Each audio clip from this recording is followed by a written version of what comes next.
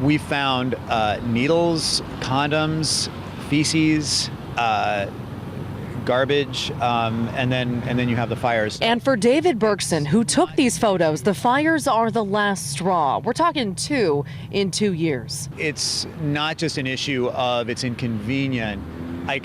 We just don't want our houses to burn down. The more recent fire, which burned the fence of the house next door, happened on Friday. We spoke to the young mom who was in that house with her toddler when it happened. She's scared to show her face. The flames were just really high up.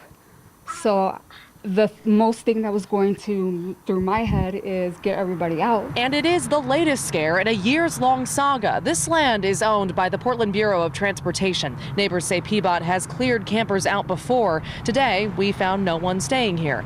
But neighbors say that's where the maintenance ends. I run a business out of my house. My clients have seen people shoot up in my driveway. In other words, neighbors feel like their year's worth of complaints have fallen on deaf ears. And we get kind of soft, like, hey, just work together as a team, crime prevention type stuff. There's really been no solid solution. So today, we sent photos and neighbor complaints to PBOT, a commissioner's office, and the mayor. And in return, PBOT explained this property is strange. This piece of property was a remnant of the Mount Hood Freeway. The Mount Hood Freeway, an abandoned project dating back to the 70s that would have cut through southeast Portland. Once it was scrapped, the state sold this land to PBOT with one stipulation. It has to be used for transportation purposes or left alone. So the city has done nothing to alter it. And tonight they admit they're fed up too. We don't want to block a sidewalk.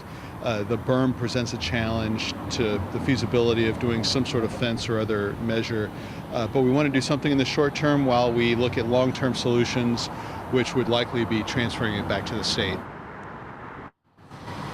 And in the meantime, neighbors say they're very confident the campers will come back. They say they always do under these circumstances. Now, we also reached out to Mayor Ted Wheeler's office about this, and a rep told me that the rapid response teams were actually out at this site at least once a week, he says, throughout November and December. And he kind of said to that point, he wanted to point out the mayor's office is making more of an effort to break up bigger chronic camps like this. They said at this point, they're breaking up about 40 camps a week. Back to you.